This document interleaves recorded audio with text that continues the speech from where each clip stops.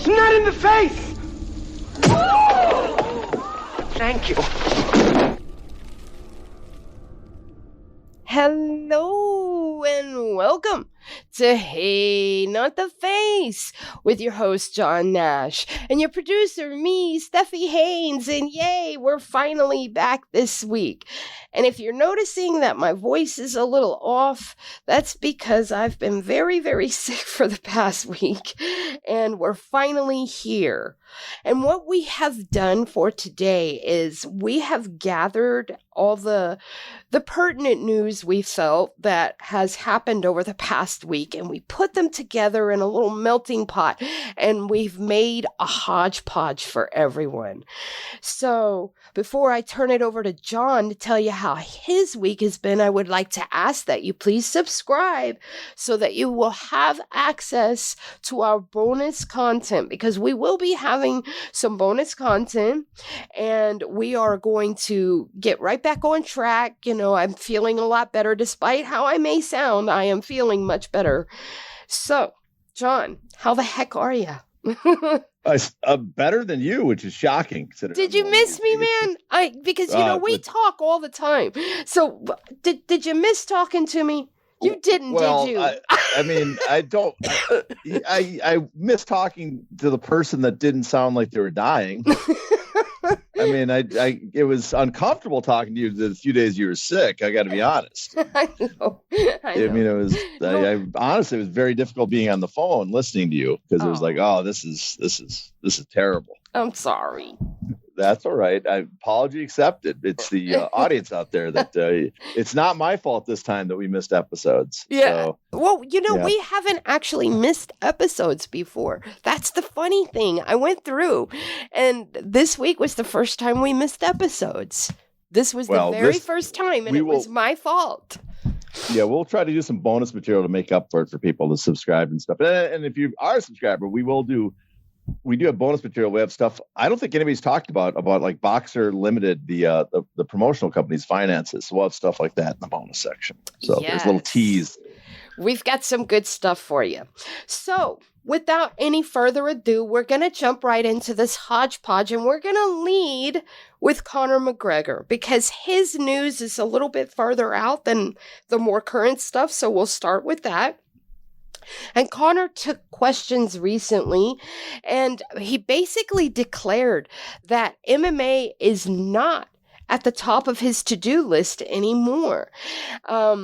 He said that his political aspirations are where his heart is at right now. So, John, do you think that that's really the case, or is this maybe a little bit of the UFC doing some misdirection? What's also on my to-do list? What's that? I'm not talking about Conor McGregor anymore. The guy's done. And I think this is really the case here where we've known for a while. You're the one that always brings it up, in fact, that he's never fighting. So it's not a surprise. I don't think he's lying. I think he's come to realization that, yes, he's not interested in MMA. Well, I take that back. He has wanted to fight, but I think the truth is, since he's stuck in the UFC, and he can't get the huge purses that he's hoping to get, and he's being constantly denied those massive fights that he wants, he's come to the conclusion he's not fighting anymore. And probably for the best, because I think Ann Evans pointed this out, and he fights anybody in the UFC, he's going to get killed. Oh, is Chael Sonnen also said? Oh, Chael Sonnen, that's who it was. Yeah, Chael Sonnen said that there is not a person under contract at 145, 155, or 170 that Conor McGregor can beat. He might be right. I mean, Conor McGregor in the past was actually a pretty good fighter. Very good, but I got a feeling how bloated his head is, how his behavior is, how little he's fought in the last few years. He is not up to par to fight. I'm sure they could find someone, though. I'm sure there's someone on contract. There's got to be some guy they dragged on the regional scene just to finish a fight card that's got to be bad enough that he could beat. But yeah, no one that we know, let's put it that way, no one whose name we know, unless they drag him back, their corpse back in the UFC, can he beat. Yeah, I would have to agree.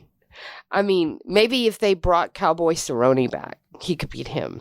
Oh, that would be the only person I would think. Tony Ferguson. Maybe Tony Ferguson. But Tony Ferguson's hooked up over at GFL now. Yep, Nate Diaz, but they're not going to pay Nate Diaz what he wants. So there's the options are very, very limited. Now, and Gesundheit. Excuse me. Yeah. Now, he also said during this Q&A that Turki Al-Sheikh wanted him to box on that Alcatraz card, but that the number was, and I quote, too low for him to consider. So what do you make of that? Well, I think that gets back to what we talked about earlier. He wants a massive payday. He wants the type of numbers that he's seen thrown around for Canelo and Fury and Usyk, I guess now too. He wants and what Jake Paul number has been thrown around. He wants something like that, something much double what he got in the UFC. Like, let's say 40 million minimum, 50 million. He wants some big person minimum like that. And I got a feeling that Alcatraz show, because it's not a money-making show, there's not going to be tickets. It's supposed to be, my understanding, I haven't heard yet, it's not a pay-per-view event. It's supposed to be like given away for free, kind of a promotional event for them, kind of like their Times Square. I'm sure they're offering him a sizable amount of money, but for anybody else, but not the vast purse he wants. So yeah, it goes with that. He is looking, that's why he was so intent to the Logan Paul fight, even though I think the numbers thrown around for that were obviously inflated. He is looking for some big paydays. And what's funny is that normally when you get guys that are wanting big paydays, they are coming off wins. Yeah, it's normal. It's the kind of the strange thing is here he is at the probably his worst physical performance level he could possibly be. Less also with more bad press than ever. And now when he's long past his prime, now when the interest in him has started to wane, now he wants the big purses. I mean, he always wanted big purses, but now he's waiting to get the big purses, it looks like. Yeah. I don't think it's going to happen. All right. So let's talk about Jack Della Maddalena for a second, because a story came out last week when on his Instagram, he put out this big long post about having to raise money to get all of his corners out to his title fight with Belal Muhammad. Do you think that the UFC is ever going to reach a point where they put the responsibility of transporting corners 100% onto the fighters? Because as I understand it, they're only allowed 2. Yeah. I mean, I don't think they will, because for one is the purses are lower in the UFC. If the UFC was like boxing, again, we use the boxing example, and they were paying very large purses to the headliners, the UFC could ask that you guys pay for your own corners because you are truly a partner. You're getting the majority of the revenue. Why are we taking care of your corners when you're getting the majority of the revenue? And that situation makes sense. But I think the UFC is going to stick around to paying for, the 2 corners or, one for the, I mean, they already down to just 1 for the undercard, right? For the non-title fights. Right. So they've cut it down a lot. And I should note in this case, it is kind of funny that, they made a fuss that, they're upset that these guys reported, that the venue did this without their knowledge. When obviously the language came from his team. At the same time, though, I can understand this is what I'm guessing happened. Because I honestly think the venue did hire him for an appearance, and the team around Jack, JDM, what they said is, yes, we it's almost like if you're a band going to a bar to play and you tell the bar owner, thanks for the payment. We use this money to buy groceries and pay for rent. And then the bar owner put up a sign that said, we're having a fundraiser for the band next concert. So they're not homeless and starving. It's not quite the same thing. And I think this is kind of that situation based on what I've talked to other fighters. The pitch to a lot of these places that do appearance fees is, this is great extra bonus money because we can use it for our training. But you don't think they're going to, the venues that are going to turn around and said, oh yeah, we have to pay for this because the UFC is so cheap. That's not the intent that I'm sure Jack's team had when they told that. I'm guessing when they told that venue. But it does sort of highlight that UFC is pretty cheap, though. It used to be that they would pay for 3 corners. I remember Nate Quarry told me about 12 years ago that it used to be 3 corners. And then while he was still fighting, and remember, he stopped fighting in 2010. While he was still fighting, they cut the 3 corners down to 2, and now they've cut it down to 1.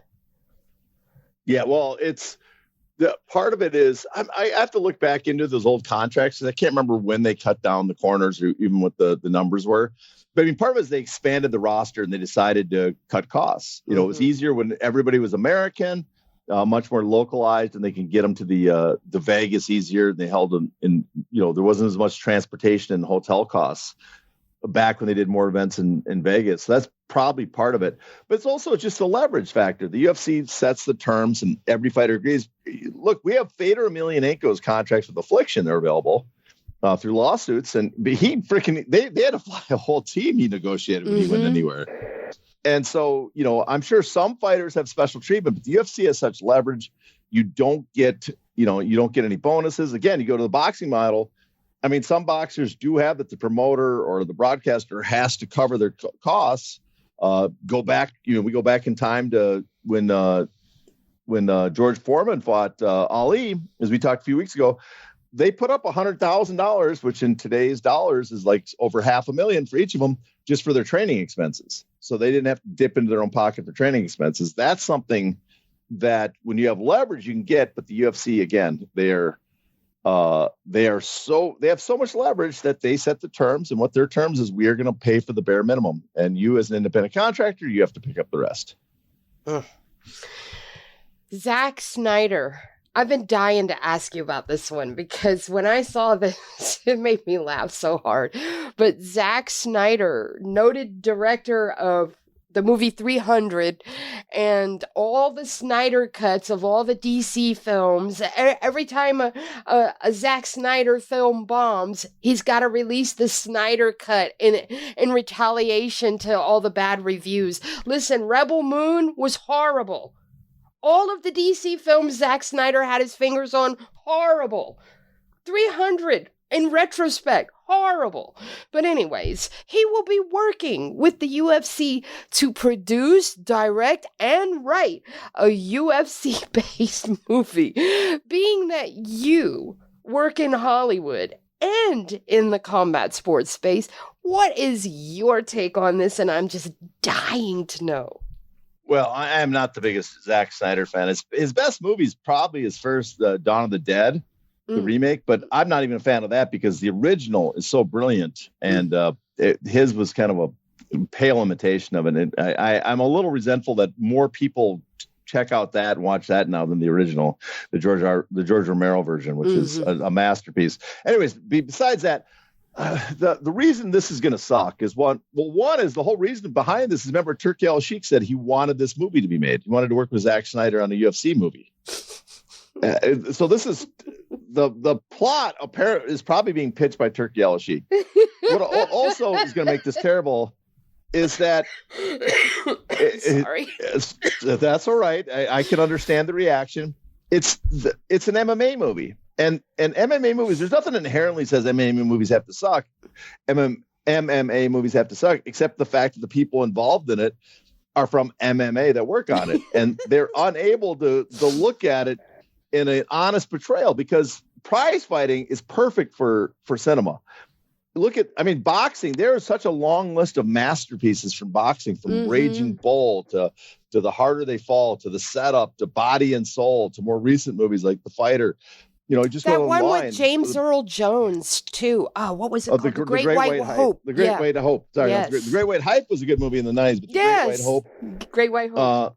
Even Diggstown is a funny movie. There's just a long, and I didn't even mention Rocky, which I think is not. There's a lot of great Rocky I like, but there's just a long list of masterpieces above Rocky.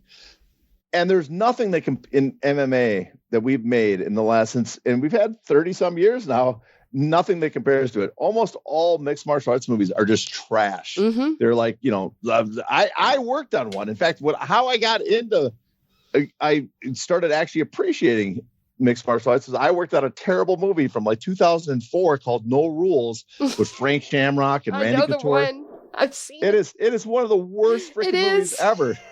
And one of the best parts is the referee introduces the two combatants, says, this is a no rule fight. The first rule. And I'm like, well, what the fuck is it? Is it a no rule fight or not? That shows you the quality of movie. But anyways, the UFC fighters that were part of the cast, they were actually very interesting. So I gave MMA a shot after that again. I think we shot that in 2002 because it was before Randy Couture came back and took on Chuck Liddell. But anyways, so that's the type of movie we made. Even the best that people talk about, the Warrior is just, it's a bloated kind of a mess. It has elements that are good, but it's not that good a movie. This is going to be terrible because the UFC has their hands on it. And Zack Snyder. Zack Snyder's not known for a quality drama director, right? He's known for Flash.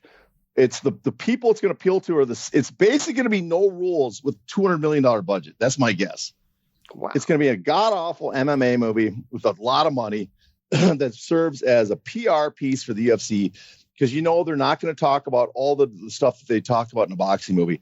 Nothing going to be about like Fat City, which is a brilliant movie, talking about how hard down and out most boxers are, the punishment damage they take, the abuse they do to themselves, both in the ring and with chemicals and drugs. Nothing like, Raging Bull, where he's as much an animal as he's a man. None of those things are going to be portrayed in here. It's all going to be PR. And for that reason, this is just going to be trash. Yeah, I agree. I just wanted to hear you say it out loud. That's all.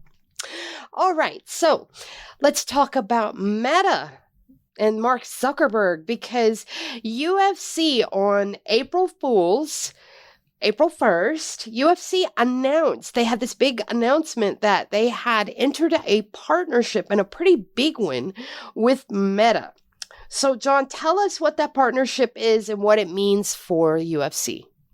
Well, it's mostly, again, just a press release, and they try to make it as like this groundbreaking big deal, but it's really not much, I think, ground being broken. They say for the fans, it's going to be just this huge opening up of like, we're going to have all the social media content on different platforms that Meta runs, which personally, if you've been following the news and studies lately, we now know how bad social media is for it. It's one of the reasons we've gotten dumber, lonelier, more suicidal, less children, just a ton of societal problems.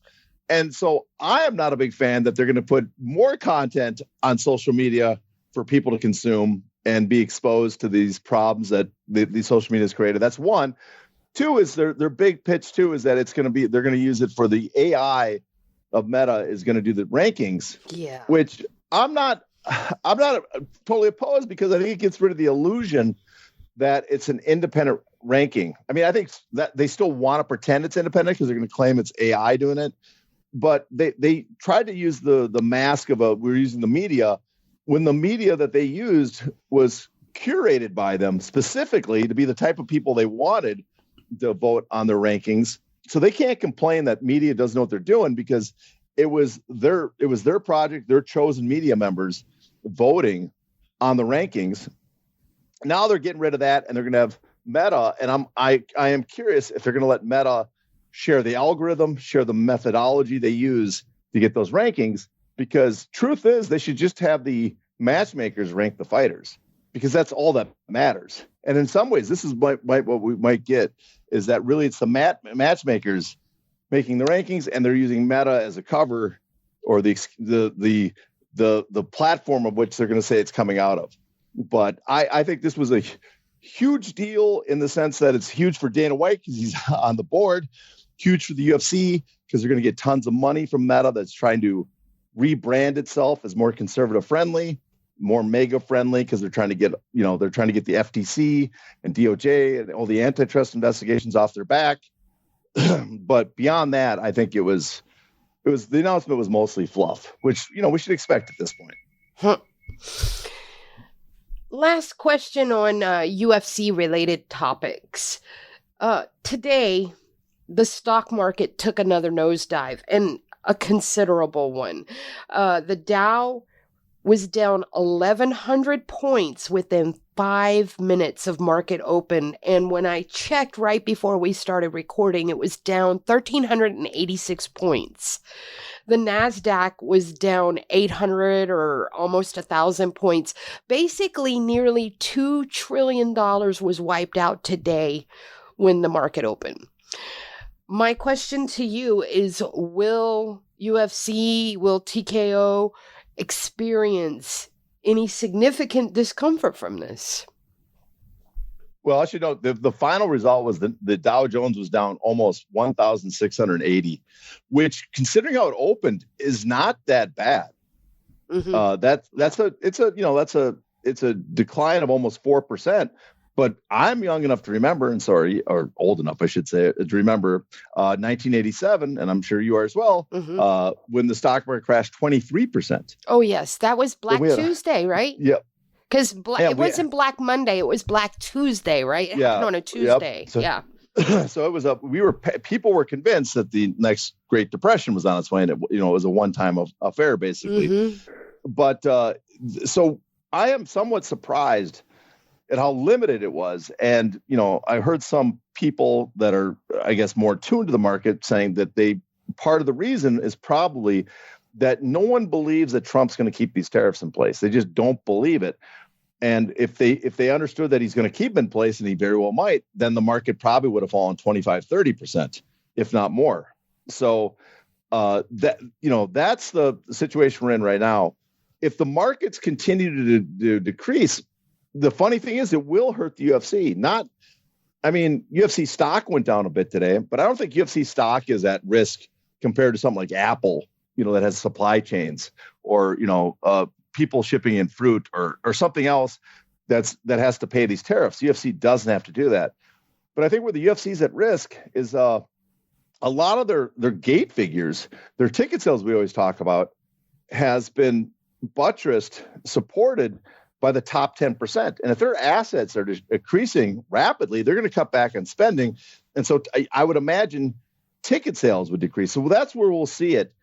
We'll actually see the impact of this market. Probably, I guess we should pay attention to that, because if we see ticket sales start getting soft, then that's pretty good evidence that the top 10% that's been paying for those tickets are being more conservative with their spending. So that's where I would see it. The other question is, if there's a big downturn and a lot of these companies become much more risk averse because of a downturn, because they're worried about the economy, then you could possibly see the UFC also get hurt on their next media broadcast deal.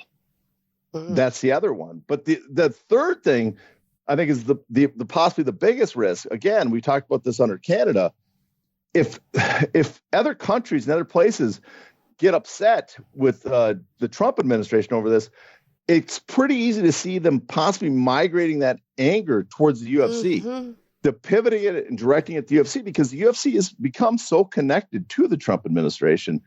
So that, to me, might be the biggest risk, is that there's some blowback on their image, because especially in other nations where they're upset, and with possibly very good reason, on the treatment they've gotten from this administration on their tariffs.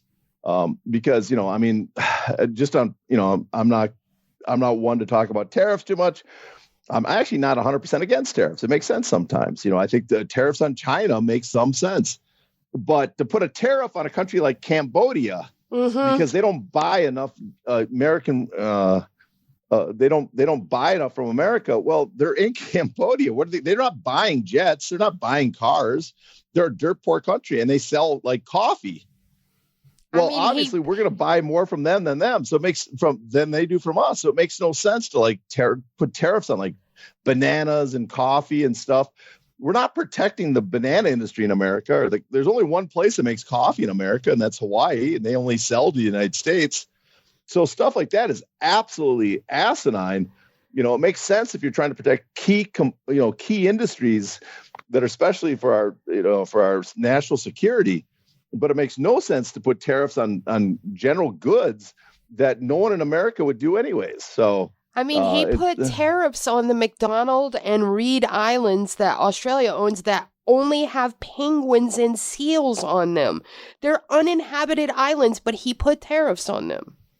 Well, he didn't want to leave them out, let him feel bad. It just seems completely unproductive that, that we're going to put tariffs on goods that America would never grow, never make, even raw resources and stuff that we're just going to increase costs in America without really increasing the labor conditions here. So, it makes some sense to be protective for your auto industry because it has such a ripple effect. It makes no sense to be super protective of like your banana industry because we have none. We're not making, the garment industry. We're not making T-shirts in this country anymore. And when we did back in the 90s, we used to bring in undocumented immigrants and have them work dirt cheap because that's the only way we could make them because people like cheap T-shirts. Yeah. So stuff like that makes no sense. All right. From here, we are going to migrate away from UFC and TKO stuff, and we're going to look at everything else. Quick reminder here, if you're not a subscriber, maybe jump on and subscribe. That'll give you access to our bonus content. To access the bonus content of this episode, you must be a paid subscriber. To do that, go to heynottheface.substack.com and subscribe today.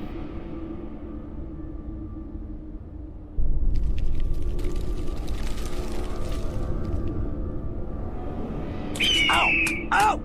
Not the face! Ooh! Ooh! Okay, the face!